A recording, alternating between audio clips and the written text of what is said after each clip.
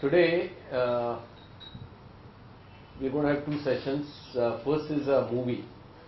Now you'll wonder why the movie, because today everyone is asking questions about India, something like China. The growth is going to be something like China. The real estate is also a very hot topic of discussion, and some of these are very big illusions, and I'm sure that the movie will highlight a lot of facts that it's not as rosy as it seems. Even the China growth story, we can not only go by the growth story. Similarly, thinking that India will be another China is also a thought we should consider very carefully. After that, Rajeev is going to give a presentation on Noida Toll Bridge. That was a stock which we had recommended. Maybe it was in our last session also. But to tell you that why that business is such a great business where we should be putting in our money. Of course, when we are talking about stocks, we are always talking about long-term investments. So it's not that a stock will go up tomorrow, but if you have bought a good business, then over a period of time, I'm sure that it's going to work for you in a very good way. Anyway, so we'll start with the movie.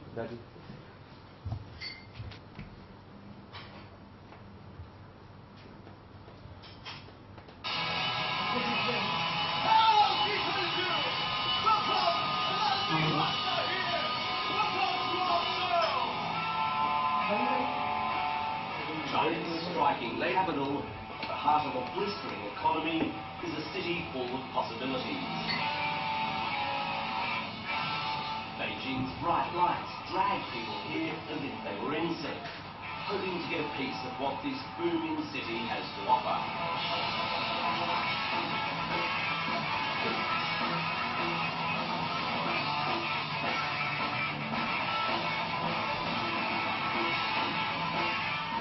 Who make up the band Rustic, this is a place of rock and roll dreams.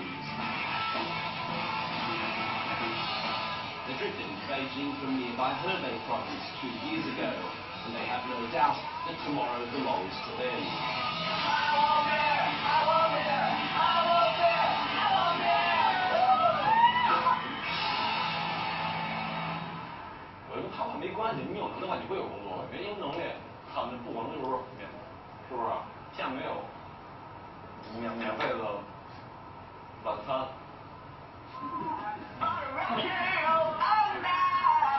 And their songs cover all the big issues. Girls, money, beer, life.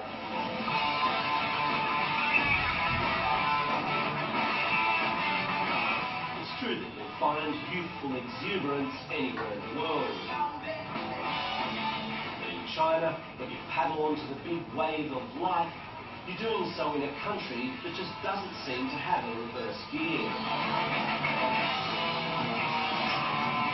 And these children of the children of the children of the revolution seem justifiably optimistic that this country will continue to grow economically and offer its people all the rewards that such growth brings.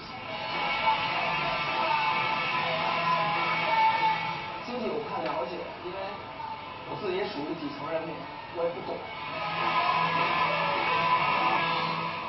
但我觉得，就给我的感觉来讲，所有都在进步，都在不断的进步，肯定会越来越好。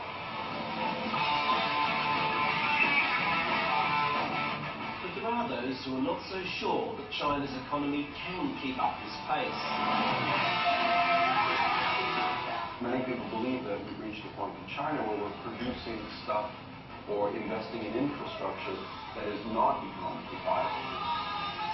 That in the future, we're not going to be able to use this stuff and we're still going to have to pay for it.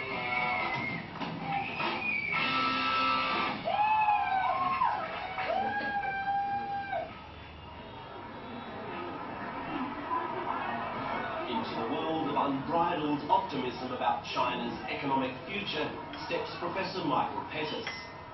while others see nothing but improvement here.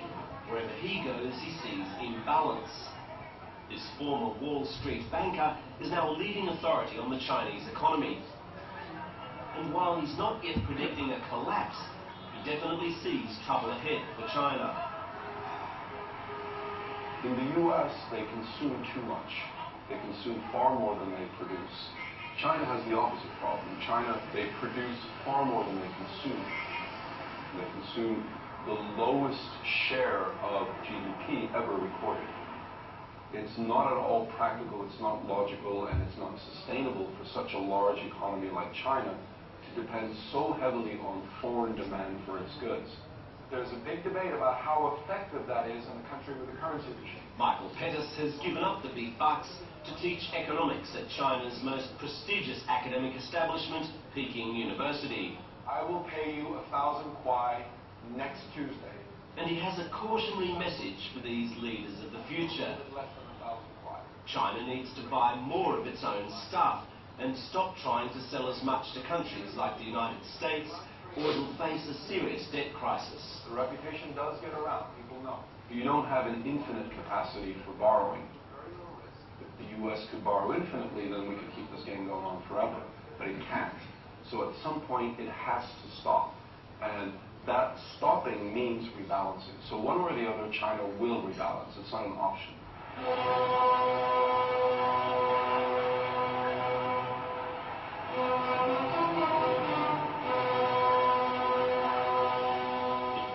Pettis is right, then this is what you might call overcapacity. The massive Waigaoqiao shipyard is one of the largest in China. This state-owned company produces a new ship every 2 weeks. To build these giants of the sea, it relies on a workforce of 20,000 people. And employment stability is the government's #1 priority.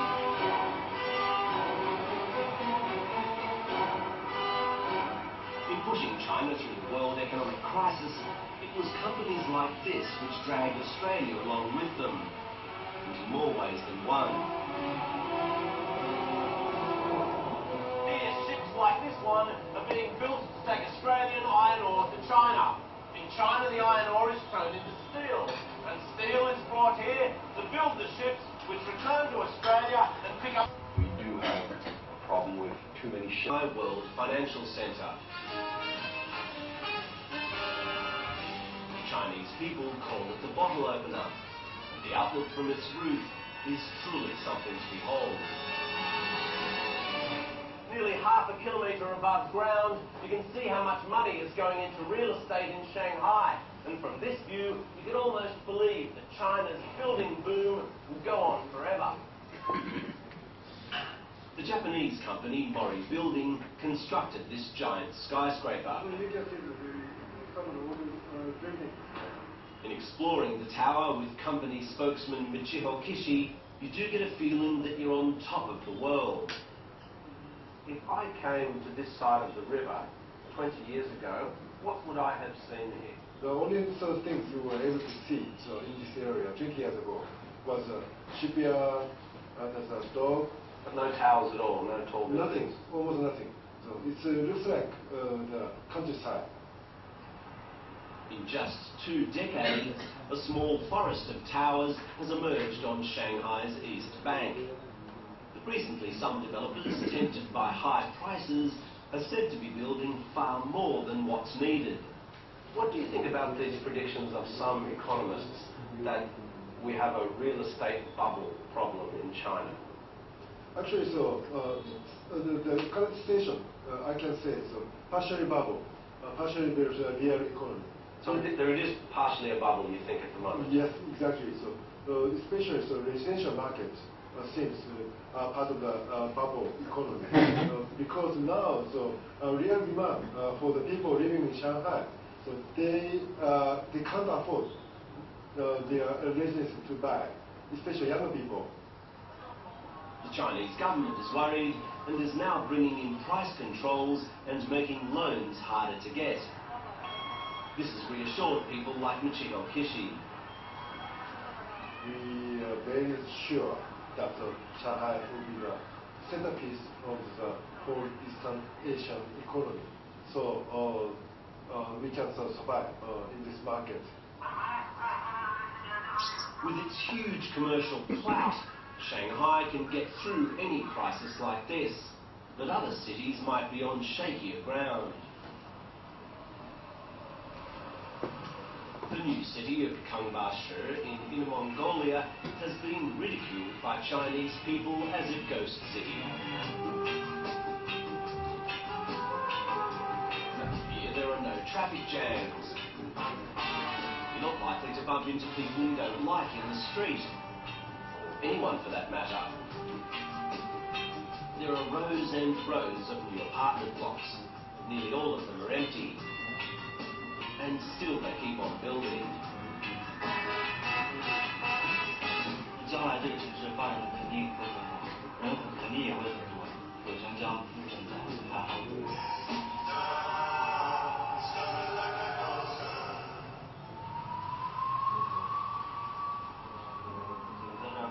Yang Xiaogang is a local real estate agent who says he hasn't had any problems selling flats in this area. 对，所有的房子都卖完了，卖的挺好的。整个康巴市房子都挺紧的，都卖的挺快。你觉得那个因为怎么说呢？我看这里看起来没有很多人在这儿，对不对？这是为什么？主要是因为这是一个新城嘛，主要那个基础设施不完善吧。但是将来的话，人肯定会挺多。Yet some say Combustor is an example of government policies creating a bubble. Local authorities encourage building work to earn tax revenue. State-owned enterprises are often the developers and can collude to control prices. State-owned banks have been told to hand out the loans, and many of these flats have been bought with cash, giving local coal company bosses somewhere to park their riches. They have no intention of living in them. So it's hard to measure if this would-be city can be justified by actual demand, or what might happen to prices when they need to sell later. Well, this is the centre of town, and you'd have to say it's well short of what you might call bustling. This place is either a bold piece of planning for the future, which is yet to reach fruition, or a very large white elephant. But somebody seems pretty sure that this place will work. The heart of the city has a swag of new public buildings, including a theatre, a museum and a library. All they need now is people. At the beginning period, the U.S. ran a zero balance. Monitoring developments like this is an elite group. This may help increase the interest rates. It's not a normal class. This is known as the Shadow Reserve Bank. Why do you think sell that kind of company's share to investors? They act like they are the central bank of China. These 15 students and then a few observers probably know more about central banking and monetary issues than all but, 200 or 300 people in the world that work at central banks. And they have some sort of powers in printing money. You can only join this group when somebody leaves, and even then you have to be voted on. Those organs can become wealth. Lately, they've been discussing ways in which ordinary households are subsidizing big corporations in China. If my wages are low, that takes income away from me and it gives income to whoever employs me. If interest rates are low, savers, who are basically the households, ordinary families, they earn much less on their savings than they should have earned. And that is used to subsidize borrowers, who in the case of China are mostly manufacturers or real estate developers or infrastructure investments. So that's a direct transfer of money away from ordinary families towards these investments.